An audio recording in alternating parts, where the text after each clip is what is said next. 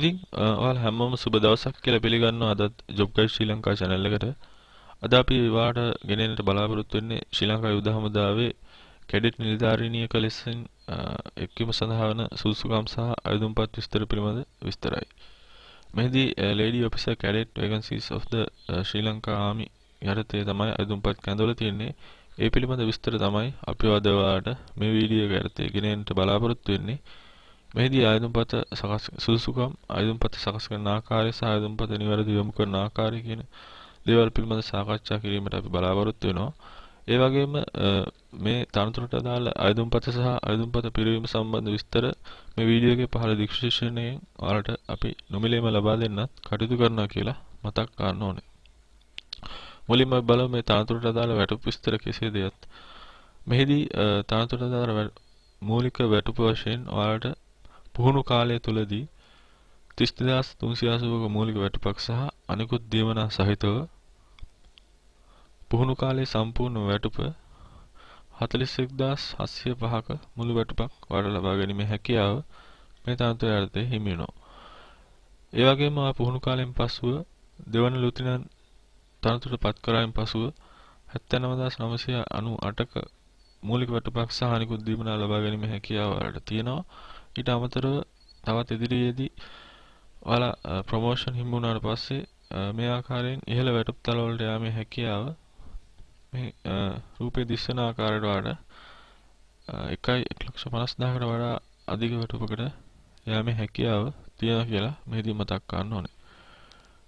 ඊළඟට බලමු මේ කැඩට් නිලධාරිනියක ලෙස බඳවා ගැනීමේදී අවශ්‍ය කරන අධ්‍යාපන සුදුසුකම් කෙසේදයත්. මෙහිදී සාමාන්‍ය පෙළ විභාගයේදී අවශ්‍ය වෙන විෂයන් 6ක් සමත් වීම විෂයන් 4කට සී සාමර්ථ සහිතව. එහිදී ඉංග්‍රීසි භාෂාව, ගණිතය, සිංහල කියන විෂයන් තුනට සී සාමර්ථ සහිතව තමයි මේ විෂයන් 6 සමත් වෙන්න ඕනේ. සහ තවත් විෂයකට සී සාමර්ථ සහිතව විෂයන් සී සාමර්ථ 4ක් සහිතව විෂයන් 6කින් සමත් වීම. එහිදී අවස්ථා වාර දෙකකදී ඔයාලා මේ සමත් වීම සිදු කර ගන්න ඕනේ කියලා මෙහිදී සඳහන් කරලා තියෙනවා. ඊට අමතරව වෙනත් ජාත්‍යන්තර විභාග සමත් වීම සිදු කරලා තියෙනවා නම් ඒවත් මෙහිදී සලකා බලනවා කියලා මෙහිදී සඳහන් කරලා තියෙනවා. ඊට අමතරව ඔයාලට ඉංග්‍රීසි භාෂාවේ S සාමර්ථ්‍යයක් පමණක් තියෙන්නේ. ඊට අමතරව ඔයාලා NVQ 5කට නොඅඩු ඉංග්‍රීසි භාෂාව පිළිබඳ පාඨමාලාවක් හදාලා තියෙනවා නම් එහිදී ඔයාලා ඒක සුදුසුකමක් ලෙස සලකා බලනවා මේ පාඨමාලාව සඳහා ආයුධපත් යොමු කිරීම සඳහා. ඊළඟට උසස් පෙළ විභාගයේ සුදුසුකම් ලෙස සලකා බලුවොත් ඔයාලා උසස් පෙළ විභාගයේදී විෂයන් දෙකක් සමත් වීම පමණයි මෙහිදී සලකලා බලන්නේ. ඊට අමතරව සාමාන්‍ය පොදු පරීක්ෂණය යටතේ 130කට වඩා වැඩි ලකුණු ප්‍රමාණයක් ඔයාලා ලබාගෙන තියෙන්න ඕනේ. අවස්ථා 3කට වඩා නොඅඩු වාර ගණනකදී මේ සුදුසුකම ඔයාලා සම්පූර්ණ කරගන්න ඕනේ. මෙහිදීත් ජාත්‍යන්තර විභාග හා සම්බන්ධ සුදුසුකමුත් සලකලා බලනවා කියලා සඳහන් කරලා තියෙනවා. ඊට අමතරව සිංහල හා ඉංග්‍රීසි භාෂාවට අමතරව වෙනත් භාෂා පිළිබඳ හැකියාව තියෙනවා නම් ඒක විශේෂ සුදුසුකම් ලෙසත් සලකලා බලනවා කියලා මෙහිදී සඳහන් කරලා තියෙනවා. ඊළඟට අපි බලමු අවශ්‍ය කරන සුදුසුකම් කායික හා වෙනත් සුදුසුකම් පිළිබඳ විස්තර. ඔයාලා ශ්‍රී ලාංකික පුරවැසියෙකු විය යුතුයි කියලා සඳහන් කරලා තියෙනවා. වයස අවුරුදු 18ත් 22ත් අතර විය යුතුයි. 2021 ජූනි මාසයේ 30 වන විට වයස 18ත් 22ත් අතර තියෙන පුද්ගලයන් සඳහා තමයි මේ ආයුධපත් යොමු කිරීමේ හැකියාව මෙහිදී ලබා දීලා තියෙන්නේ. උස ප්‍රමාණය ලෙස සලකලා බලන්නේ අඩි 5 යඟ 4කට වඩා නොඅඩු වෙන්න ඕනේ කියලා උස ප්‍රමාණය සඳහන් කරලා තියෙනවා. බර සලකලා බලනවා නම් කිලෝග්‍රෑම් 45කට වඩා වැඩි වෙන්න ඕනේ කියලා සඳහන් කරලා තියෙනවා. ඊළඟට ඔයාලා පෙනීමේ හැකියාව දකුණු ඇස 6ක් විය යුතුයි සහ වම් ඇස 6.9ක් විය යුතුයි වශයෙන් සඳහන් කරනවා. කණ්ණාඩි සහ වැළඳීමක් නොමැතිව, කාච වැළඳීමක් නොමැතිව මේ කියන සුදුසුකම ඔයාලට තියෙන්න ඕනේ. ඊළඟට ඔයාලගේ විවාහක අවිවාහක භාවය යටතේ ඔයාලා අවිවාහක පුද්ගලයන් සඳහා තමයි මේ සඳහා ආයුධපත් යොමු කිරීමේ හැකියාව පවතින්නේ. ඊළඟට මෙහි සඳහන් කරන තෝරා ගන්න ලබන ආකාරය පිළිබඳ විස්තර. එහිදී ඔයාලා තෝරා ගන්න ලබන ආයුධකරුවන් සඳහා ඉන්ටර්විව් කැඳවීමක් කරනවා. ඒ සඳහා වන දිනය, වේලාව සහ ස්ථානය ඔයාලට දන්වනවා. ඔයාලා මෙහිදී ආයුධපතේදී ලබා දෙන ඔයාලගේ තැපැල් ලිපිනයට සහ දුරකථන අංකය සහ ඊමේල් ඇඩ්‍රස් එකට ඒ විස්තර දන්වනවා කියලා මෙහිදී සඳහන් කරලා තියෙනවා. ඊළඟට විශේෂයෙන් සඳහන් කරනවා කියනවා ඔයාලා සුසුකම් සහිත පුද්ගලයන් නම් ඒ සඳහා ඔයාලට අයදුම්පත් දැන්වීම සිදු කරන්නේ නැහැ කියලා සඳහන් කරලා තියෙනවා. ඊළඟට අපි සාකච්ඡා කරන්න බලාපොරොත්තු වෙන අයදුම්පත් සකස් කිරීම පිළිබඳ විස්තර. මෙහිදී නැවතත් මතක් කරන්න ඕනේ අපි මේ ඩිස්ක්‍රිප්ෂන් එකෙන් ඔයාලට මේ සඳහා වන අයදුම් පත්‍රය සහ විස්තර ලබා දීලා තියෙනවා. ඒක නිවැරදිව සම්පූර්ණ කිරීම සඳහා ඒ අයදුම් පත්‍රය ඔයාලට ඩවුන්ලෝඩ් කරගන්න පුළුවන්. ඊට අමතරව ඔයාලට army.lk ඔෆිසර් කියන කොටසිනුත් ගිහිල්ලා ඔයාලට ඒ අයදුම් පත්‍ර සහ විස්තර ලබා ගැනීමේ හැකියාව මෙහිදී තියෙනවා කියලා සඳහන් කරලා තියෙනවා. ඊළඟට ඔයාලා ඒ අයදුම් පත්‍ර ඩවුන්ලෝඩ් කරගැනීමෙන් පසුව A4 කොලයක දෙපසම print කරගත යුතු කියලා මෙහිදී සඳහන් කරලා තියෙනවා. ඊළඟට මේ අයදුම් පත්‍රය සමග ඔයාලා මේ කියන සහතිකපතුත් යොමු කරන්න ඕනේ කියලා අනිවාර්යයෙන්ම සඳහන් කරලා තියෙනවා. ජාතික හැඳුනුම්පතේ සහතික කළ කොපියක්, උසස් පෙළ විභාගයේ කොපි, සාමාන්‍ය පෙළ විභාගයේ සහතික පත්‍රවල කොපියන්, ඔයාලා උපන්දින සහතික කොපියක් සහ වෙනත් අධ්‍යාපන සුසුකම් පිළිබඳ සහතික වල කොපින් ඔයාලා මේ අයදුම් පත්‍රය සමග යොමු කරන්න ඕනේ අනිවාර්යයෙන්ම. ඊළඟට සඳහන් කරන්න ඕනේ මෙහිදී ඔයාලා අයදුම් පත්‍රය පිරීමේදී ඔයාලගේ දිස්ත්‍රික්කය සඳහන් කරන්න තියෙනවා. ඒ දිස්ත්‍රික්කය සඳහන් කිරීමේදී දිස්ත්‍රික්කය සහ පළාත විශේෂයෙන්ම මේ පළාත සඳහන් කිරීමේදී මෙන්න මේ කියන කොටසෙන් සඳහන් වන කෝඩ් එක යටතේ ඔයාලට පළාත සඳහන් කිරීම කළ යුතුයි කියලා සඳහන් කරලා තියෙනවා. එක් එක් පළාතට අයිති කෝඩ් එක මේ දකුණු පසින් දක්වලා තියෙනවා. එහිදී ඔයාලා මේ කොටස අධ්‍යයනය කිරීමෙන් පස්සේ ඒ කෝඩ් එක ලබාගෙන ඔයාගේ පළාත නිවැරදිව ඒ අයදුම් පත්‍රයේ මෙන්න මේ කෝඩ් එක යටතේ සඳහන් කරන්න ඕනේ. අපි දැන් බලමු මේ අයදුම් පත්‍ර නිවැරදිව සම්පූර්ණ කරන ආකාරය කෙසේද කියලා. මේ ආකාරයේ අයදුම් පත්‍රයක් තමයි ඔයාලට හිමි වෙන්නේ. මෙහිදී සඳහන් වෙන ODM application for lady officer cadet vacancies of Sri Lanka Army regular post කියලා. මෙහිදී ඔයාලා මෙන්න මේ අඟල් දෙකමාරත් ආකාරයේ ප්‍රමාණයේ ඡායාරූපයක් ඔයාලා මෙතන අලවීම සිදු කරන්න ඕනේ. ඊළඟට මේ අයදුම් පත්‍රයේ පිළිවීම අනිවාර්යයෙන්ම කැපිටල් ඉංග්‍රීසි අකුරින් සිදු කළ යුතුයි කියලා සඳහන් කරලා තියෙනවා. තමගේ අත් අකුරින් මේ පිළිවීම සිදු කළ යුතුයි. ඊළඟට වෙනත් මකන දියර වැනි දියර භාවිතා කිරීම නොකළ යුතුයි කියලා මෙහි සඳහන් කරලා තිබ්බා. ඊළඟට ඔයාලා මුලින්ම සඳහන් කරන්න ඕනේ ඔයාලගේ නම මුල අකුරු සමග නම මෙතන සඳහන් කරන්න ඕනේ. මෙන්න මේ කොටු තුල පළවෙනියටම. ඊළඟට ඔයාලා සම්පූර්ණ නම මේ කොටුව තුල ඉංග්‍රීසි කැපිටල් අකුරින් සඳහන් කරන්න ඕනේ. ඊළඟට ඔයාලා contact number සඳහන් කිරීම සඳහා වන කොටස තමයි මේක වෙන් වෙලා තියෙන්නේ. ඔයාලගේ මොබයිල් නම්බර් විස්තර මෙතනත් නිවසේ නම්බර් විස්තර මෙතනත් ඇතුළත් කරන්න ඕනේ. ඔයාලගේ ඊමේල් ඇඩ්‍රස් එක මේ කොටුව තුල ඇතුළත් කරන්න ඕනේ. ඊළඟට මෙන්න මේ කොටුව තුල ඔයාලට ඇතුළත් කරන්න තියෙනවා ඔයාලගේ උපන්දිනය. ඊළඟට ඔයාලගේ වයස 2021 ජූනි 30 වෙනි විට වයස මෙන්න මෙතනදී මෙන්න මේ කොටුව තුල ඇතුළත් කරන්න ඕනේ. ඊළඟට ඔයාලගේ උස අඟල් වලින් මේ කොටසෙත් සෙන්ටිමීටර්ස් වලින් මේ කොටසෙත් ඇතුළත් කරන්න ඕනේ. බර කිලෝග්‍රෑම් වලින් මේ කොටුව තුල ඇතුළත් කරන්න ඕනේ. ඊළඟ කොටසේදී ඇතුළත් කරන්න තියෙන්නේ අධ්‍යාපන සුසුකම් පිළිබඳ විස්තර. එහිදී පළමුවම උසස් පෙළ විභාගයේදී විස්තර ඔයාලා ඇතුළත් කරන්න ඕනේ.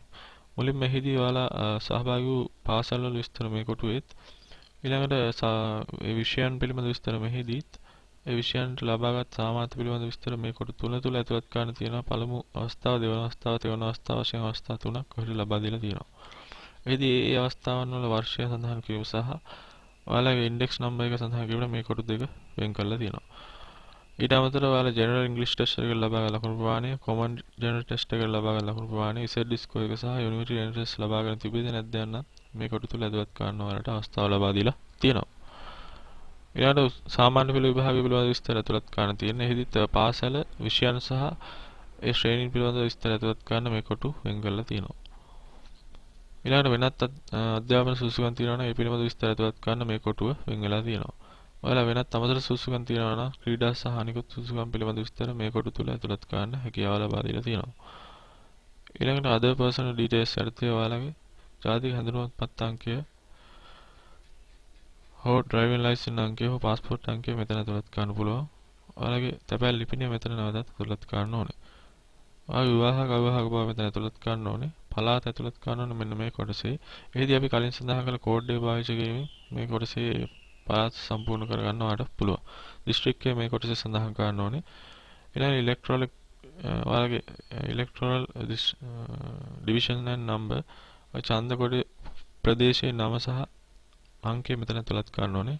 ග්‍රාම නිලධාරී කොට්ටාශයේ නම සහ අංකය මේ කොටසේ ඇතුළත් කරන්න ඕනේ. මේක සහ මේ කොටසේ. ඊළඟට ඔයාලා වෙනත් මීට පෙර යුද හමුදා සේවයේ හෝ වෙනස් පෝසස් වල රාජකාරී කරලා තියෙනවා නම් ඒ පිළිබඳ විස්තර මෙතන ඇතුළත් කරන්න ඕනේ. මෙහිදී නම, සර්විස් නම්බර් එක, රෑන්ක් එක සහ කාල සීමාව මෙතන ඇතුළත් කරන්න ඕනේ. ඔයාලා එයින් ඉවත් වුණා නම් ඉවත් වීමට හේතුව මෙතන සඳහන් කරන්න ඕනේ. ඊළඟට ඔයාලා වෙනත් රැකියාවන්වල මේ වෙනුවට නිරත වෙලා සිටිනවා නම් ඒ පිළිබඳ විස්තර මෙතන ඇතුළත් කරන්න ඕනේ. ඔයාලගේ සර්විස් නම්බර් එක, වෘත්තීය නම, එම්ප්ලොයර් සහ විස්තර සහ කන්ටැක්ට් කිරීමට අවශ්‍ය කරන පුද්ගලයෙක්ගේ නමක් සහ ඒ අංකයන් සඳහන් කරන්න මේ කොටසේ. ඊට අමතරව ඔයාලා දැනට සේවය කරන ආයතන ප්‍රධානීය මාර්ගයෙන් මේ තනතුර සඳහා ඔයාලා මේ පුහුණුව සඳහා ඔයාලා තේරුණොත් ඉවත් වීමට අවසර ලබා දෙන බවට අස්වැන්න යොදලා සහතික කිරීමක් සිදු කර ගන්න ඕනේ. මෙන්න මේ කොටස තමයි ඒ සඳහා වෙන්නේ. ඊළඟට ඔයාලගේ ද්විත්ව පුරවැසිභාවය පිළිබඳ විස්තර අහනවා. ඔයාගේ තියනවා නම් එහි රට සහ කාලය ඇතුළත් කරන්න ඕනේ. ඊළඟට ෆැමිලි ඩීටේල්ස් යටතේ මේ කොටසේ ඔයාලගේ පවුලේ තියෙන පුද්ගලයන් පිළිබඳ විස්තර එකින් එක ඇතුළත් කරන්න ඕනේ මේ කොටුව තුළ. ඊළඟට ඔයාලා ශ්‍රී ලංකා යුද හමුදාවට ඔයාලගේ ලේනාතීන් සේවය කළා දිනන ඒ පිළිබඳ විස්තර ඇතුළත් කිරීමට මේ කොටස වෙන් වෙලා තියෙනවා. ඊළඟට ඔයාලගේ ඒ ලේනාතීන් හා සම්බන්ධ පුද්ගලයන් කුමන හෝ වරදකට සම්බන්ධ වෙලා තියෙනවා නම් ඒ පිළිබඳ විස්තරත් මෙතන ඇතුළත් කරන්න අවස්ථාව ලබා දීලා තියෙනවා.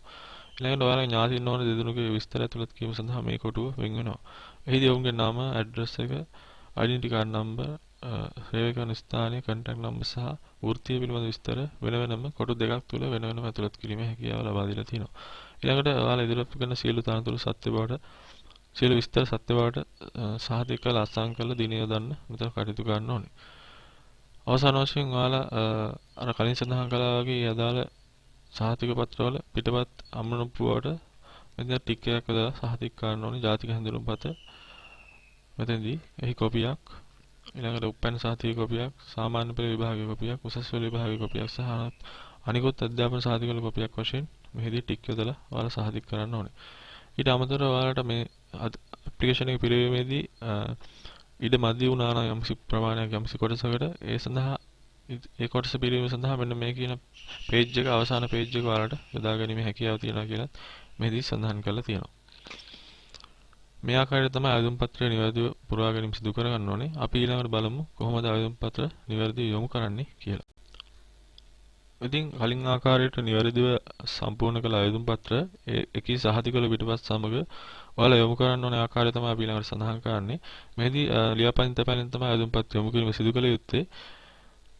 එසේද ඔන්ලයින් මාර්ගෙනුත් ආයුධ පත්‍ර යොමු කරන්න පුළුවන්. ඔන්ලයින් මාර්ගෙන් ආයුධ පත්‍ර යොමු කරනවා නම් ඒ සහතික ස්කෑන් කිරීමෙන් අනතුරුව තමයි ඔයාලා ඇටච් කරලා යොමු කරන්න ඕනේ. මෙහිදී යොමු කළ යුතු ලිපිනේ සඳහන් කරලා තියෙනවා. Directorate of Personnel Administration, Army Headquarters, ශ්‍රී ජාතිපුර කොළඹ කියන ලිපිනයට තමයි මේ ආයුධ පත්‍ර යොමු කරන්න ඕනේ. එහිදී ආයුධ පත්‍ර යොමු කිරීම 2021 මාර්තු මාසයේ 31 වෙනිදාට ප්‍රථම ආයුධ පත්‍ර යොමු කළ යුතු කියලා මෙහිදී සඳහන් කරලා තියෙනවා. එහිදී ආයුධ පත්‍ර යොමු කිරීමේදී වම් පස්සේ ඉහළ තීරුවේ ඔයාලා ආයුධ කරන තනතුර වෙන ලේඩි ඔෆිසර් කැඩට් වේකන්සිස් කියලා අනිවාර්යයෙන්ම සඳහන් කරන්න ඕනේ මේ ආකාරයට. එහිදී ඔයාලා ලිපිනේ මේ ආකාරයටත් එවන ලිපිනේ මේ ආකාරයටත් සඳහන් කිරීමේ හැකියාව මෙහිදී ලබා දීලා තියෙනවා. ඉතින් මේ ආකාරයෙන් ඔයාලට පුළුවන් මේ සඳහා වන ආයුධපත් නිවැරදිව යොමු කරන්න. ඉතින් අපිත් එක්ක දිගටම රැඳිලා ඉන්න කියලාත් ආරාධනා කරනවා දිගටම අපි රජයේ රැකියාව පිළිබඳ විස්තර ඔයාලට දිගටම ගෙනෙන්න බලාපොරොත්තු වෙනවා. ඊට අමතරව ඔෆිසර් කැඩට් වේකන්සි සඳහා පිරිමි පාර්ශ්වයන් සඳහා වන වීඩියෝ එකත් ඒ පිළිබඳ ලින්ක් එකත් මේ පහළ වීඩියෝ ඩිස්ක්‍රිප්ෂන් එකේදී අපි ඔයාලට ලබා දෙන්න කටයුතු කරනවා. ඒ ඔස්සේ ගිහිල්ලා ඒ පිළිබඳ ආයුධපත් යොමු කිරීමේ හැකියාවත් ඔයාලට තියෙනවා කියලා මෙහිදී මතක් කරන්න ඕනේ.